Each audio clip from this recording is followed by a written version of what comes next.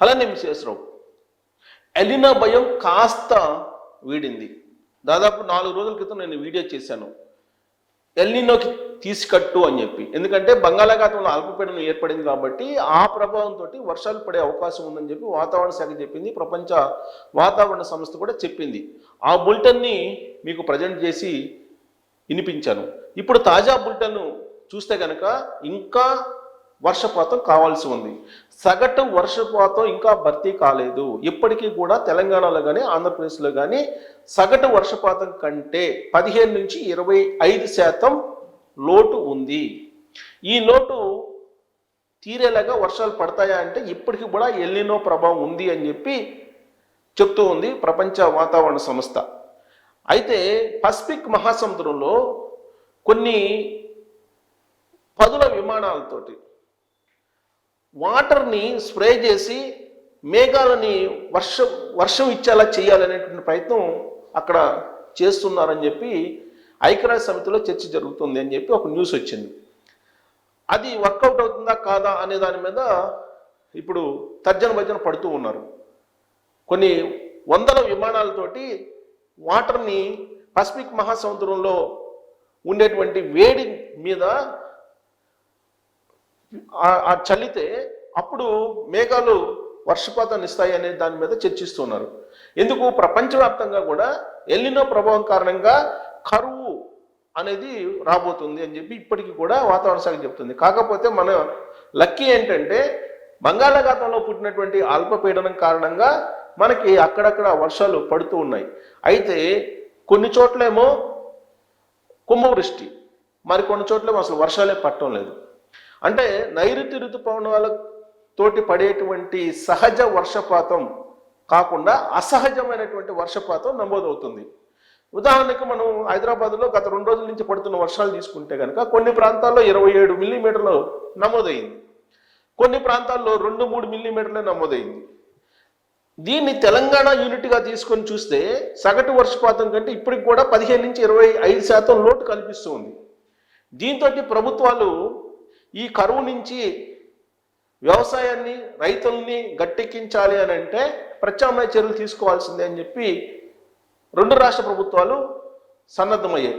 భారతదేశంలో ఉండేటువంటి 28 కానీ 25 రాష్ట్రాల్లో కేంద్ర ప్రభుత్వం ఆదేశాలు జారీ చేసిన దాని ప్రకారం సమీక్షలు చేస్తూ ఉన్నారు, ప్రత్యామ్నాయ చర్యలు తీసుకుంటూ ఉన్నారు. ఇప్పటికీ కూడా ఆంధ్రప్రదేశ్లో దక్షిణ ఆంధ్ర అలాగే రాయలసీమ ప్రాంతాల్లో వర్షపాతం నమోదు కాల. భారతదేశం మొత్తం మీద సగటు వర్షపాతం కంటే తక్కువ నమోదైంది. ఇప్పుడు అల్పపీడనం కారణంగా పైగా Indian Ocean dipole IOD Indian Ocean dipole positive మోడ్లోకి వచ్చేస్తుంది. న్యూట్రల్ నుంచి పాజిటివ్ మోడ్లోకి వస్తున్నటువంటి క్రమంలో ఈ వర్షాలు కొంత పడుతూ ఉన్నాయి. మనకి ఎల్నినోని బలహీనపరిచేటువంటి ఒకే ఒక ఆయుధం ఏంటంటే IOD ఇండియన్ ఓషన్ డైపోల్. ఇది మాత్రమే ఎల్నినోని బలహీనపరుస్తుందని చెప్పి వాతావరణ శాఖ చెప్తోంది. ఇప్పుడు వర్షాలు పడుతున్నటువంటి క్రమంలో మనకి కృష్ణా నుంచి వాటర్ వచ్చేస్తుంది, ఆల్మట్టి నుంచి నారాయణపూర్ నుంచి జూరాల నుంచి ఆల్రెడీ మనకి శ్రీశైలం నుంచి నాగార్జున సాగర్ నుంచి ప్రకాశం బ్యారేజ్. సో కృష్ణా వాటర్ వచ్చేస్తుంది. అంటే మహానగరం హైదరాబాద్కి కావలసినటువంటి తాగునీటి సమస్యను తీర్చబోతుంది. సో కాబట్టి మహానగరానికి తాగునీటికి ఇబ్బంది లేదు.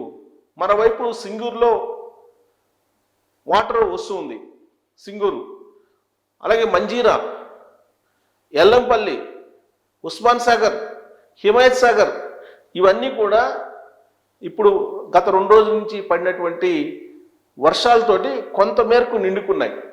అందుకే లాస్ట్ 10 డేస్లోనూ వాతావరణ శాఖ చెప్పిన దాని ప్రకారం లేదా ప్రభుత్వాలు చెప్పిన దాని ప్రకారం రాబోయేటువంటి 40 రోజుల్లో వర్షం పడకపోతే హైదరాబాదు నీటి ఎద్దడి తోటి కటకటలాడుతుంది అని చెప్పాం మనం. అందుకే మనం చెప్పినటువంటి 40 రోజుల కంటే ముందే వర్షం పడింది. ఈ వర్షం కారణంగా నీటి ఎద్దడి ఉండదు, నీటి ఎద్దడి ఉండేటువంటి అవకాశం లేదు ఇప్పుడు. ఎందుకంటే నాగార్జున సాగర్ ఇప్పుడు వచ్చేస్తుంది, నాగార్జున సాగర్కి వాటర్ వచ్చేస్తుంది, మరోవైపు గోదావరి జలాలు వచ్చేస్తున్నాయి, ఇంకొక వైపు హైదరాబాద్కి మంచినీటిని సరఫరా చేసేటువంటి నీటి వనరులన్నీ కూడా ఇప్పుడు నిండుకుంటున్నాయి, కొంచెం కొంచెం కొంచెం కొంచెంగా నిండుకుంటున్నాయి. అయితే భూగర్భ జలాలు పైకి వచ్చాయంటే రాలేదని చెప్తున్నాయి ఇప్పటి వరకు వాతావరణ శాఖ. ఎందుకంటే భూగర్భ జలాలు ఇంకా పైకి రావడానికి ఇంకా వర్షపాతం అవసరం. ఇప్పటికి కూడా వర్షపాతం అనేది సగటు కంటే తక్కువగా ఉంది. అది ఫిలప్ అయితే తప్ప భూగర్భ జలాలు పైకి రావు. అప్పటి వరకు భూగర్భ జలాలు అలానే ఉంటాయి, ఇంకా రీఛార్జ్ అయ్యేటువంటి ఛాన్సెస్ తక్కువ అని చెప్పి చెప్తూ ఉన్నారు. సో దీంతో ఎలినో ప్రభావం పూర్తిగా పోలేదు, ఎలినో ప్రభావం అయితే ఉంది. ఆంధ్రప్రదేశ్లో 39% సగటు వర్షపాతం కంటే తక్కువ నమోదైంది. ఇప్పుడు అది కొంత తగ్గింది, ఇప్పుడు అది 30%కి వచ్చింది. ఎలా వచ్చింది? ఉత్తర ఆంధ్రప్రదేశ్కి, ఉత్తరాంధ్రకి వర్షాలు పడుతున్నాయి. అలాగే కోస్తా తీరం బట్టి బంగాళాఖాతంలో ఏర్పడిన అల్పపీడనం కారణంగా కొంత వర్షాలు పడుతూ ఉన్నాయి. దీంతో అక్కడక్కడ పడేటువంటి వర్షాలు ఆ వర్షపాతం నమోదవుతుంది కాబట్టి సగటు వర్షపాతం తగ్గుతుంది. కానీ ఇది అసహజమైనటువంటి వర్షపాతము, సహజమైనటువంటి వర్షపాతం కింద నమోదు చేయలేము అని చెప్పి వాతావరణ శాఖ చెప్తుంది. అంటే కరువు ఛాయలు ఇంకా పోలేదు, కరువు ఛాయలు ఇంకా ఉన్నాయి. రైతుల్ని ఈ కరువు ఛాయలు వెంటాడుతూ ఉన్నాయి. ఇప్పటికే సకాలంలో నీళ్లు రాని కారణంగా పంటలు ఎండిపోయినటువంటి ప్రాంతాలు కూడా ఉన్నాయి. కొన్ని చోట్ల నారులు కూడా ఎండిపోయినాయి. సో కాబట్టి ఇలాంటి పరిస్థితులు, అసహజమైనటువంటి వర్షపాతాన్ని మనం పూర్తి స్థాయిలో నమ్ముకొని ఎల్నినో ప్రభావం ఏమీ లేదని చెప్పేసి అనుకోవడానికి లేదు. ఎల్నినో ప్రభావం రాబోయేటువంటి రోజుల్లో మరింత తీవ్రం అయ్యే అవకాశం ఉంది. గాలిలో ఉండేటువంటి తేమని వెంటనే పీల్చుకునేటువంటి పరిస్థితి ఉంటుంది వాతావరణంలో అనేది కూడా ఇప్పుడు ఐక్యరాజ్య సమితిలో ఉండేటువంటి వాతావరణ శాఖ చెప్తోంది. గతానికంటే కూడా భిన్నమైనటువంటి వాతావరణాన్ని రాబోయేటువంటి రోజుల్లో మనం అనుభవించాల్సి వస్తుంది అని చెప్తున్నారు. అంటే గాలిలో తేమ శాతాన్ని ఇమీడియట్గా అబ్జర్వ్ చేసుకునేటువంటి ఒక భయంకరమైనటువంటి వాతావరణాన్ని మనం చెవిచూడబోతున్నాం అనేది ఐక్యరాజ్య సమితిలో ఉన్నటువంటి వాతావరణ శాఖ చెప్తుంది. ప్రస్తుతానికైతే ఎల్నినో ప్రభావం నుంచి కొంతమేరకు గట్టెక్కినట్టే కనిపిస్తుంది గత 2 రోజుల నుంచి మనం చూస్తూ ఉంటే. వాతావరణ శాఖ కూడా ఎక్స్పెక్ట్ చేయలేకపోతుంది. 4 రోజుల నాడు బులెటిన్ విడుదల చేసిన క్రమంలో ఏం చెప్పింది? బంగాళాఖాతంలో అల్పపీడనం అయితే ఉంది, అది గనక బలహీన పడిందంటే వర్షాలు పడవు. ఎల్నినో బలపడుతుంది, కానీ అది దాని కారణంగా అక్కడక్కడ వర్షాలు పడే అవకాశం ఉందని చెప్పి చెప్పింది. అదే జరుగుతుంది. కాకపోతే ఈ పరిణామం ఈ గత 2 రోజుల నుంచి పడుతున్నటువంటి వర్షం ఏదైతే ఉందో, వర్షపాతం ఏదైతే ఉందో, ప్రస్తుతానికి ఊపిరి పీల్చుకునే దానికి మాత్రమే పనికి వస్తుంది. లాంగ్ టర్మ్లో దీని కారణంగా వ్యవసాయదారులు భారీగా నష్టపోయే అవకాశం ఉంది ఎల్నినో ప్రభావం కారణంగా అనేది కూడా ఇప్పుడు వాతావరణ శాఖ చెప్తూ ఉంది. సో కాబట్టి ఇప్పుడు పడుతున్నటువంటి వర్షం అసహజమైనటువంటి వర్షం, నైరుతి ఋతుపవనాలు సహజంగా ఇచ్చేటువంటి వర్షపాతం కాదు, ఇది అసహజంగా నమోదవుతున్న వర్షపాతం. దీన్ని సగటు వర్షపాతంతో మనం లెక్కించలేము అని చెప్పి చెబుతున్నాం. సగటు వర్షపాతం కంటే తక్కువ నమోదవుతుంది.